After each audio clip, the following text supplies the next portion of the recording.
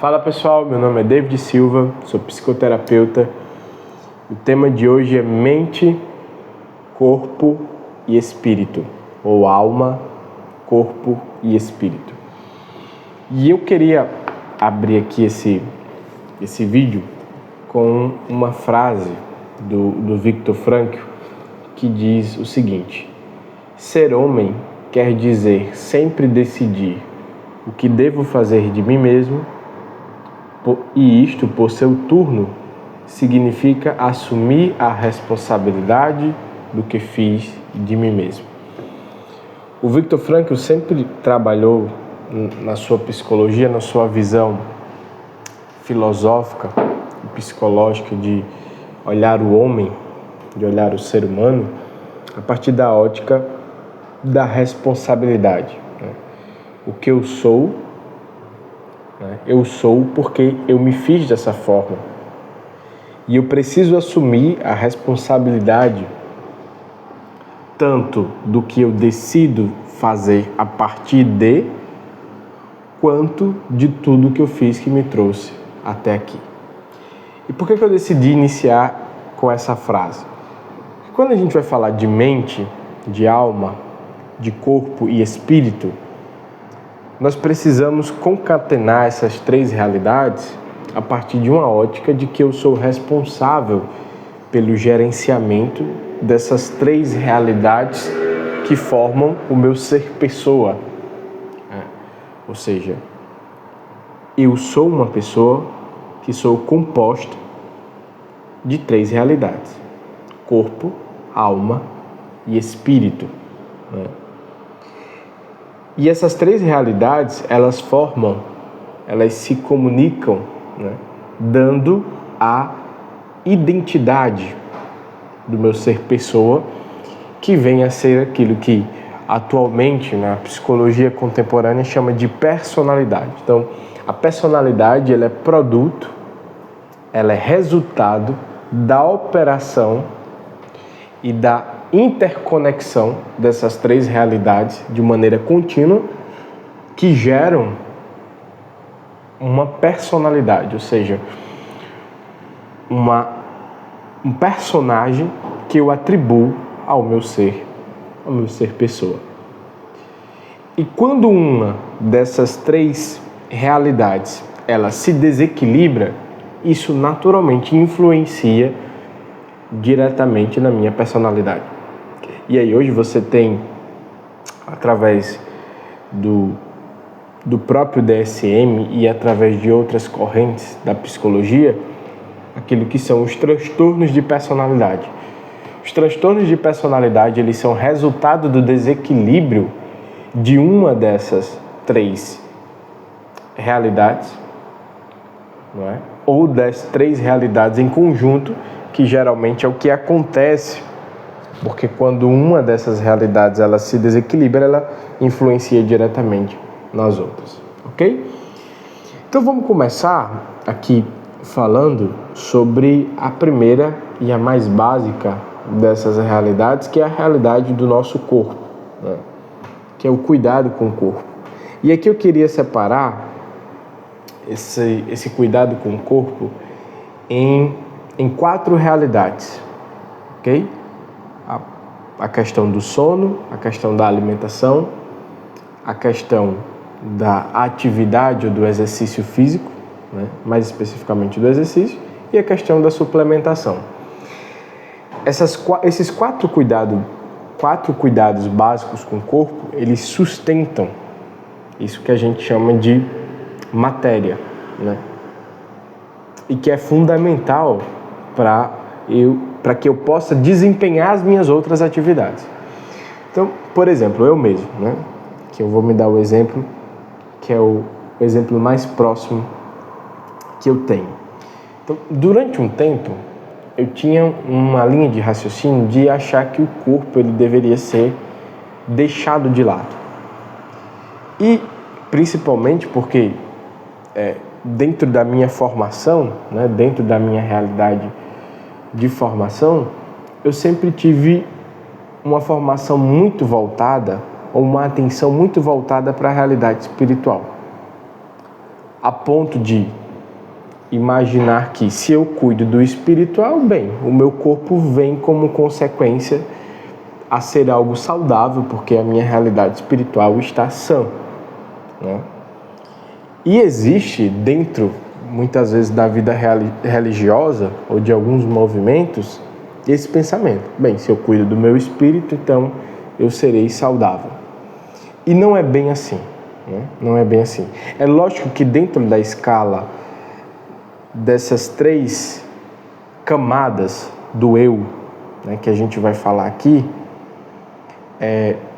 talvez o corpo ele seja de fato a menos importante, mas nem por isso ele deixa de ser importante e deixa de ter a nossa atenção, ou, né, deve ter a nossa atenção, porque a partir desse cuidado com a nossa realidade material, nós vamos poder exercer de maneira muito mais objetiva, de maneira muito mais sensata, a nossa atividade espiritual. Eu lembro muito bem de uma vez que um pregador, corrigindo outro, disse assim: olha, você está gritando demais. Se amanhã você não tiver voz, né? Se amanhã você não tiver voz, você não vai poder influenciar, impactar as pessoas, porque hoje você está usando ela de maneira desordenada. Isso é uma realidade do corpo, né? Então veja, o cuidar do corpo influencia diretamente no impacto espiritual, no impacto emocional que eu gero nas outras pessoas, ok? Então vamos lá. Dentro dessas 4 coisas que eu falei aqui, primeira coisa, a gente precisa ter um sono equilibrado, né?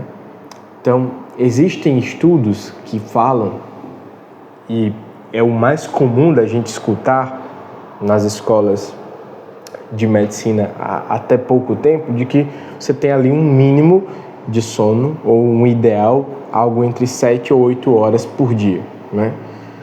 Alguns estudos de meta-análise já indicam que talvez 7 a 8 horas seja necessário apenas para você sobreviver, né? Você precisa um pouco mais que isso, talvez 9 ou 10 horas. Eu sei, você sabe, que conseguir conciliar esse tempo de sono, dado o tempo de trabalho que a gente precisa dar conta, dado as atividades pessoais e assim por diante que a gente precisa dar conta, é muito desafiador, né? No entanto, nós não podemos desconsiderar isso, que é um cuidado básico. Por quê? À medida em que o seu sono ele é desregulado, isso interfere no seu temperamento, isso interfere no seu humor, isso interfere naturalmente nas decisões que você toma. Então, exemplo, quanto menos sono, provável que você seja mais reativo durante o dia seguinte, ou reaja com mais intensidade a coisas que não mereciam tanta reação, porque você não conseguiu ter o nível ideal de descanso. Então, o sono é algo fundamental. A outra coisa é a alimentação. Bem, a alimentação, uma das coisas que eu não sou especialista na área, mas uma das coisas que eu gostaria de sugerir para vocês é que foquem em atingir aquilo que é a meta de proteína diária que você precisa obter. Por quê? Os nossos níveis de proteína, eles interferem na nossa capacidade de força, na nossa capacidade de atenção, na nossa capacidade de performance, na nossa capacidade de produtividade. Então, quanto menos proteína, menos disposição, menos energia, em algumas pessoas até outros sintomas, queda de cabelo, né? Falta de força e assim por diante, certo? Então, uma das coisas fundamentais é você conseguir atingir a meta de proteína, que lógico, ela vai ser de acordo com o seu peso, de acordo com a sua realidade corporal. E para isso existem especialistas. Um dos que eu mais acompanho, que eu gosto de recomendar, é o Dr. Renan Camioto, ok? Então, esse cuidado com a alimentação e com a meta de proteína. O o outro ponto de atenção é a questão do exercício físico. E aí, por exemplo, né? Como eu já falei para vocês, essa é uma realidade que eu deixava de lado. E quando que eu passei a dar mais atenção para isso? Quando eu recebi os meus últimos exames, e isso me trouxe um nível de consciência que ou eu cuido melhor de mim, ou eu não vou conseguir exercer minha missão, por exemplo, de pai tão bem quanto eu devo exercer. Ou eu cuido bem de mim, ou eu não vou conseguir exercer minha função de pregar tão bem quanto eu devo exercer. Ou eu cuido de mim, ou eu não vou conseguir exercer minha função de esposo como eu devo exercer. Ok? Então, o exercício físico, inclusive, tem um autor que eu recomendo bastante a leitura dele, que é o Robert Sapolsky. Ele vai dizer o seguinte: o exercício físico, principalmente caminhada, corrida, os exercícios aeróbicos, eles são responsáveis por uma realidade que a ciência descobriu há pouco tempo, que é quando você pratica exercício físico, você tem a possibilidade de ter um fenômeno chamado neurogênese, ou seja, a formação de novos neurônios. E esses novos neurônios, eles são fundamentais para um novo estilo de vida, ou para, de certa forma, reforçar sinapses já existentes nos seus neurônios que induzam você a um comportamento novo, ok? Então, é muito importante, não somente para questões como colesterol, questões como prevenção da diabetes e outros tipos de doença, mas como é importante para o desempenho da nossa atividade cerebral, né? Da nossa capacidade de adquirir e de se apropriar de conhecimentos, até conhecimentos esses divinos. Porque uma das maneiras de Deus se comunicar conosco é através da nossa inteligência, ok? É através da capacidade que nós temos de nos apropriar de abstrações. Sendo que se o meu cérebro ele está completamente acostumado com dopamina muito fácil, com nenhum novo estímulo, eu tendo a aumentar naturalmente o nível de... Na verdade, eu tendo a diminuir o nível de desempenho do meu cérebro. E o cérebro é o órgão na qual o intelecto ele é desenvolvido, se a gente for olhar do ponto de vista metafísico. Então, a alma, ela, através do órgão, né, que nós processamos as nossas emoções, inclusive, consegue se apropriar das abstrações, das verdades sobrenaturais, ok? Então, é fundamental o exercício físico, certo? E o último ponto é a suplementação. Por que a gente precisa suplementar? Porque dentro da nossa realidade atual, a vida corrida, né, as diversas responsabilidades que nós vamos assumindo ao longo da nossa vida, você muitas vezes não consegue absorver determinados nutrientes, determinadas substâncias que você precisaria absorver através da própria alimentação. Então, por exemplo, uma delas é a vitamina B12, que é uma vitamina fundamental para você conseguir desempenhar bem as suas atividades com energia, com foco, com disposição. Então, se a sua B12 está num nível muito baixo, você vai ser uma pessoa mais preguiçosa, por exemplo. E aí essa preguiça vai interferir diretamente na sua vida de oração, por exemplo. Vai interferir diretamente na sua disposição e no seu nível de energia de você estar com quem você ama. Vai desempenhar e vai influenciar, por exemplo, a sua atividade no trabalho. Ok? Então, B12 é um suplemento fundamental para o nosso dia a dia. Um outro suplemento que é muito recomendado assim, para uso contínuo é o ômega 3, né? Para diminuir os marcadores inflamatórios, para melhorar a nossa capacidade cognitiva e, lógico, acabar impactando em outras realidades, como, por exemplo, a diminuição do colesterol, etc. E aí existem diversos outros suplementos que você, com o seu médico, precisa analisar essa realidade do corpo e checar o que pode ser ali por você utilizado para que você possa desempenhar a atividade corporal da melhor maneira possível. Exemplo, eu quando recebi os meus exames há pouco tempo, a minha vitamina D estava lá embaixo, estava menos que quase -1, vamos dizer assim, né? Quase isso. E isso interfere diretamente, por exemplo, no meu nível de energia para começar o dia, né? Sabe aquela dificuldade às vezes de você sair da cama, parece que você, né, não está disposto a começar o dia.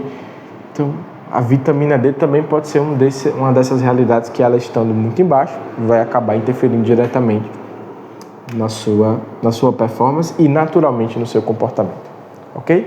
Então, fechamos essa questão do corpo. Vamos para a alma. E aqui, não é que alma e espírito sejam duas coisas diferentes que habitam na gente, ok? A alma, ela é a realidade mais ligada aos nossos instintos animais. Então, exemplo, um cachorro ele tem fome, eu também tenho fome. Um cachorro ele também tem o impulso, né, reprodutivo, eu também tenho esse impulso. Então, a alma, ela é ligada naturalmente a uma atividade, a alma humana, a uma atividade superior dos animais, porque nós podemos raciocinar, mas dentro da alma, dentro da realidade da alma, para aqueles que acreditam, há uma realidade chamada espírito, que é a parte mais superior da alma, que vai conduzir inteligência e vontade. E naturalmente o senso de contemplação e abstração que os animais não são capazes. Então, a atividade da alma ligada ao corpo é uma, a atividade da alma ligada ao espírito é outra. Então vamos lá. Relacionada à alma, quais são as operações, quais são as potências que eu preciso cuidar para que a minha personalidade ela seja saudável? À primeira vista, as atividades mais importantes são as chamadas virtudes. É o uso da razão sobre os apetites, sobretudo o apetite concupiscível, o apetite mais inclinado aos prazeres, ok? Então, a alma, através, principalmente, lógico, você tem as virtudes teologais, mas aqui falando do ponto de vista mais prático, do dia a dia, através das virtudes cardeais, ela precisa dominar os impulsos, ok? Então, quais são as atividades próprias da alma que nós precisamos exercitar diariamente? Atividade número 1, alimentar o nosso intelecto com as realidades superiores. Ou seja, estudar, sentar a bunda na cadeira e estudar. Atividade número 2, meditar sobre aquilo que se estuda. A partir dessas realidades, aí eu vou exercer as virtudes, ou seja, quais são? Prudência, temperança, justiça e fortaleza. Através da temperança, moderar os meus impulsos cotidianamente. Então, moderar os impulsos da comida, da bebida, da sexualidade, deve ser um exercício cotidiano da nossa parte. Em nenhum momento eu devo perder de vista o exercício da minha razão sobre esses impulsos. Isso é exercitar a alma. O exercício da alma é o exercício da virtude. É o exercício do esforço para que a razão se sobressaia sobre os nossos impulsos. E naturalmente a razão aliada com a emoção, ela consiga extrair de nós os melhores comportamentos, né? As melhores atividades cotidianas. Então, dentro do nosso dia, nós temos uma hierarquia de atividades. certo? Nós temos uma hierarquia de atividades. Então, por exemplo, quando eu estou no meu trabalho, eu posso escolher, não deveria, né? Mas eu posso escolher me distrair ou exercer bem o meu trabalho. É a atividade da alma fazer com que a virtude da prudência, alinhada à temperança, e também, de certa forma, um senso de justiça, de que eu devo cumprir o meu dever acima simplesmente do meu desejo de distração, se sobressaia. Isso é a atividade da alma, certo? Então, o estudo, a meditação são atividades próprias da alma, concomitante com o exercício das virtudes, de maneira cotidiana. E aí, dentro da própria alma, você tem o espírito, inteligência e vontade, que você exercita esse espírito através do recolhimento e da contemplação. A contemplação, e aí é algo que já se vê em Aristóteles, é a atitude mais elevada do espírito humano. Contemplar a verdade, contemplar o superior a si mesmo. Essas são as atividades mais superiores, aliada, lógico, às práticas de oração ou práticas de piedade que eu venha a ter, eventualmente, cada um na sua particularidade. Então, quando nós equilibramos essas três realidades, alma, exercício das virtudes, espírito, contemplação da verdade, recebimento da graça necessária, mais um corpo disposto, um corpo exercitado naturalmente na virtude, na castidade, há um equilíbrio de uma personalidade saudável. Perceba que a doença, ela é o desequilíbrio em alguma dessas realidades. Então, vamos lá. Vou dar um exemplo aqui. Por exemplo, a ansiedade, geralmente, ela é uma realidade do espírito. Em que sentido? Na medida em que eu me desvinculo da abstração e da atividade de contemplar de maneira cotidiana, de maneira frequente, a verdade superior, não é? Eu tenho ali uma perturbação do espírito constante, que é incapaz de parar, que é incapaz de se aquietar e que é incapaz de, nessa constante inquietação, viver o momento presente. E aí, naturalmente, isso vai ter sintomas no meu corpo, né? E o meu corpo também vai responder a essa realidade do espírito e vice-versa. Essas realidades, elas precisam estar completamente equilibradas. Então, vamos pegar, por exemplo, uma pessoa que tem uma inclinação mais fácil à preguiça ou à assídia. Se a gente for falar do ponto de vista espiritual, pegar alguém, por exemplo, de um temperamento fleumático, né? Que tem, por natureza, uma inclinação, uma tendência, né, a ser mais pacata, etc. Se essa pessoa que já tem essa tendência, por exemplo, não cuida bem do corpo, aquela tendência que é do próprio temperamento a ser mais lento, a ter menos, não é força de vontade, mas impulso para ação, para um despertamento, né?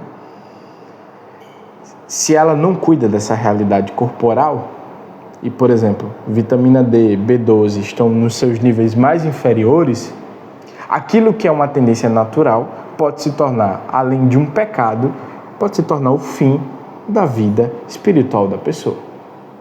Porque é uma certa comodidade natural, com um sintoma corporal que unido forma uma preguiça e uma indisposição com tudo aquilo que exige um pouquinho mais da pessoa. Isso pode, por exemplo, dar a sensação de que você está depressivo, sem necessariamente estar.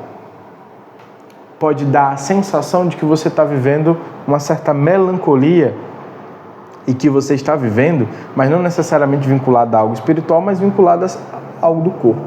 Então, perceba que essas três realidades, elas precisam andar em conjunto para que eu tenha uma personalidade saudável. Bem, era isso que eu tinha para falar com vocês hoje. Se você gostou desse vídeo, curte, comente e, mais importante, compartilhe, porque eu tenho certeza que muitas pessoas precisam escutar aquilo que foi falado hoje aqui. E se você tiver a necessidade, né, se você vê, se você identifica que você precisa passar por um processo terapêutico, na descrição do vídeo eu vou deixar aqui o contato de WhatsApp para que você possa entrar em contato, tirar suas dúvidas e poder ter acesso a uma terapia de qualidade, tá bom? Então curte, comente, compartilha e até o próximo vídeo.